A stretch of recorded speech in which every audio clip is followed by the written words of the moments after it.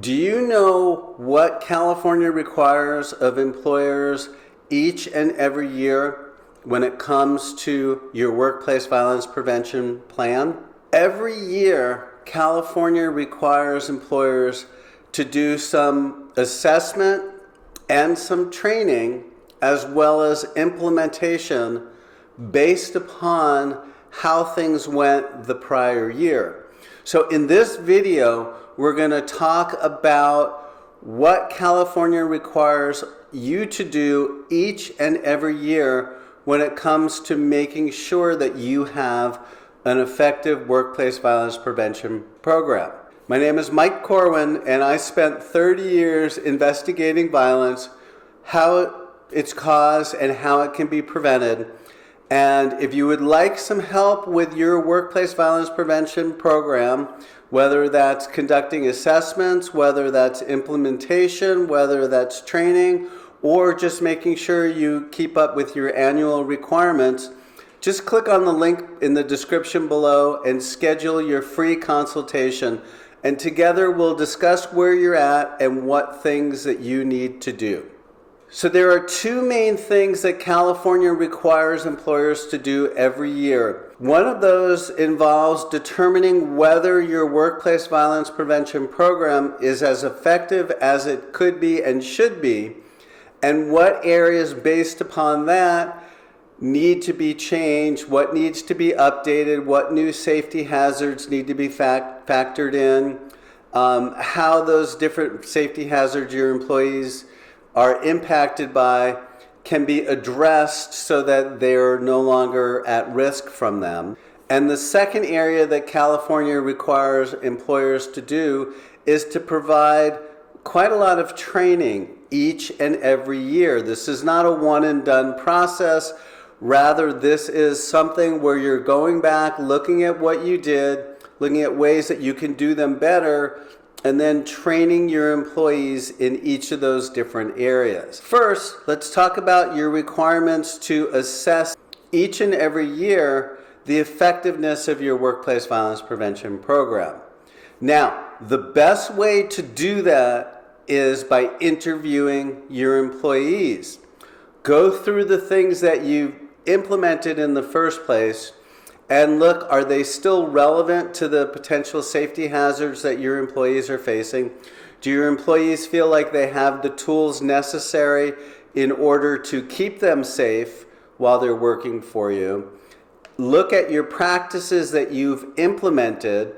What things can be done differently that would improve their safety? Or are you basically meeting all of the checkpoints that you need to ensure that your employees are safer?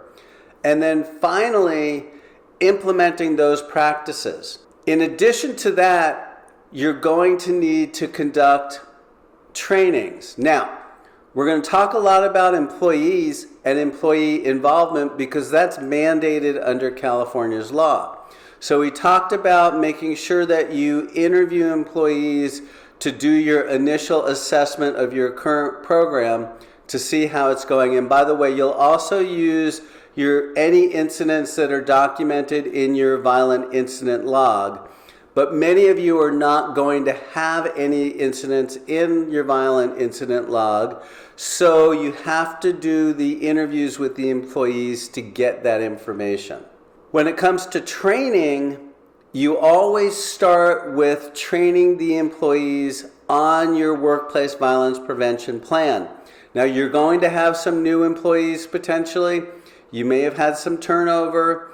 Your existing employees may have forgotten everything that's in the plan. That's, human beings do that. And unless we're continuously doing reminders and updates and things like that and notifications, a lot of what they learned a year ago is out the window. So we need to make sure that they're brought back up to speed on your workplace violence prevention plan and what's involved in that. Now, as part of that, you need to make sure that you train them in the definitions of what workplace violence prevention is, also what retaliation is, because you have to make sure that they understand exactly what they're facing and that they are, by law, permitted to bring the, not just permitted, let me rephrase that. It's not just permitted to bring this forward.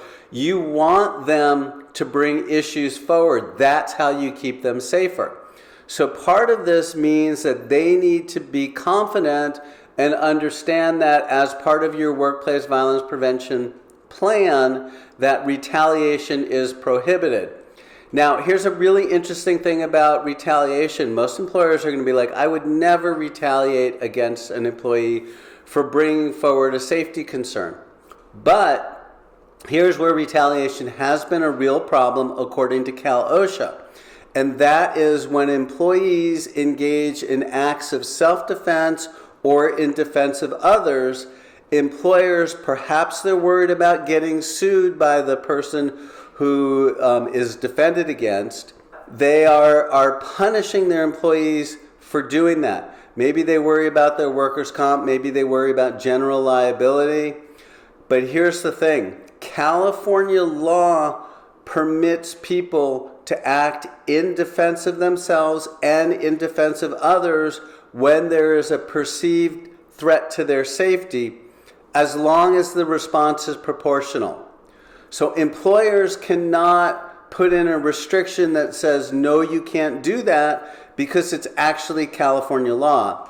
So make sure that your employees understand that if it comes to a safety threat and they feel they need to act in self-defense or in defense of someone else, to just go ahead and do it, and that they're not going to be punished. Next, you'll have to do some training on how employees report concerns that they have.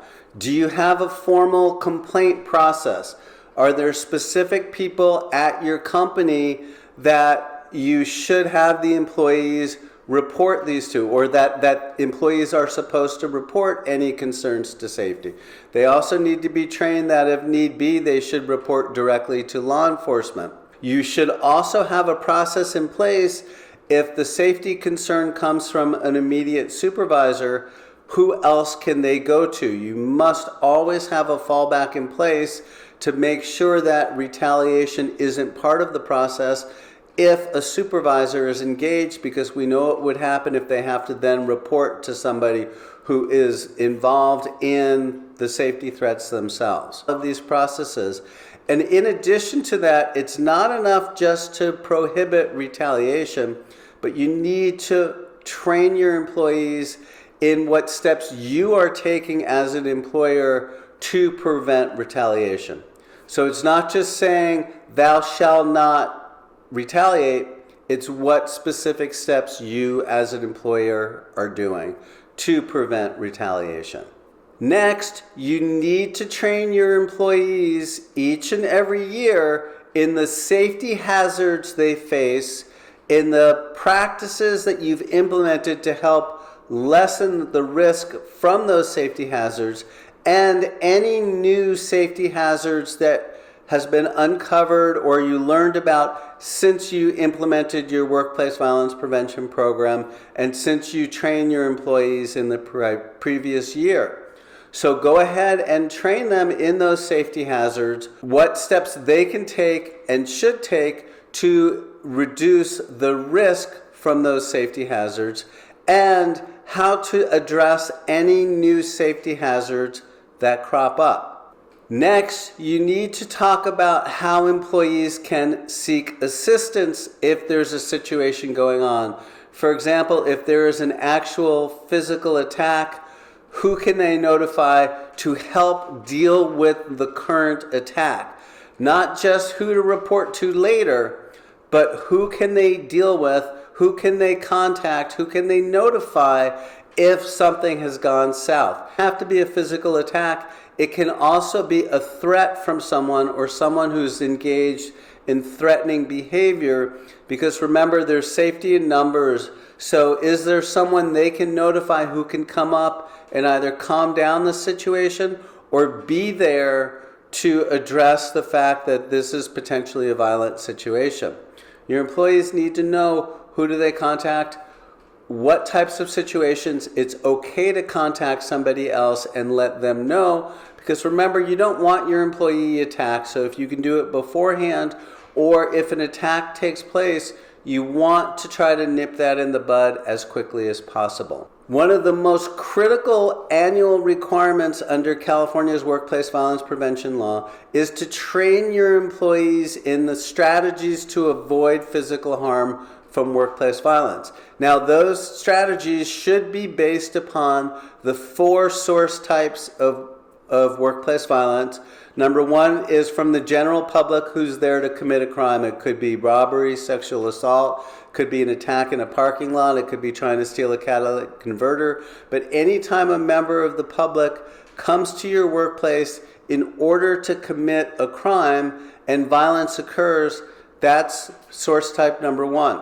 Source type number 2, which by the way is the most common, is violence from clients, customers, patients, vendors, those that you do business with as part of your organization, those that you work with. If you're in the medical field and you are a nurse and you're doing an intake on someone, that person, if they commit violence, that's a type 2 source type. If you're an attorney and your own client attacks you, that is a type 2 source type of workplace violence. And keep in mind, that's the most common scenario that you see. Number 3 is coworker or former coworker violence. That doesn't really need explanation. It's how the media typically depicts workplace violence. We're all familiar with that. It's the old going postal. And number 4, and this is perhaps the most misunderstood aspect of workplace violence, is someone that's personally connected to your employee who does not work at your workplace, but who comes to the workplace and engages in threats or in active violence with your employee at your location. If you think about it, the most common one of those is domestic violence, but it can also be neighbors, it can be family members, it can be friends, and a lot of times it's driven by money. They know where your employee works, they know what your employee's shift is like, they know even what car your employee drives, so they can literally be waiting for your employee to come out to that location. And it doesn't have to be intentional violence. It can start as an argument that then spirals. So your employees need to be trained in strategies to avoid physical harm from all 4 source types of workplace violence. And keep in mind that California prohibits you from preventing employees engaging in self-defense or in defense of others. So in some respects, it may make sense for you to actually train them, at least minimally, in how to protect themselves and others should violence occur. California requires annual trainings in the violent incident log. Just as a refresher, your violent incident log is where you would document all of the details surrounding any workplace violence or near misses of workplace violence or threats, threatening conduct that happens to your employees. Your employees, when you train them in the violent incident log, need to know all of the information that goes into the log. They need to also understand that their personal privacy and any health-related matters will be protected. And above all, they need to know who's responsible for making sure that the information is documented and that it's documented correctly. In addition, you must include as part of your yearly workplace violence prevention training a question and answer session for your employees with someone who is well versed on the workplace violence prevention plan and any types of trainings and program implementation that you do.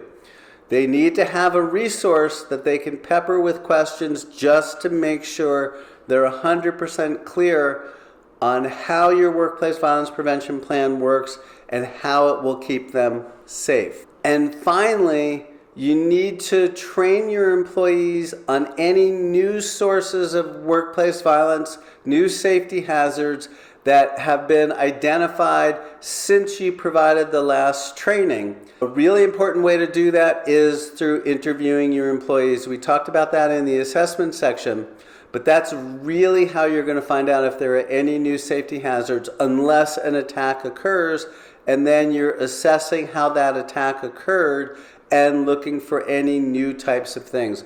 Once you've trained them in these new types of workplace violence, then you need to train them and steps they can take to reduce the safety hazard from that new source type.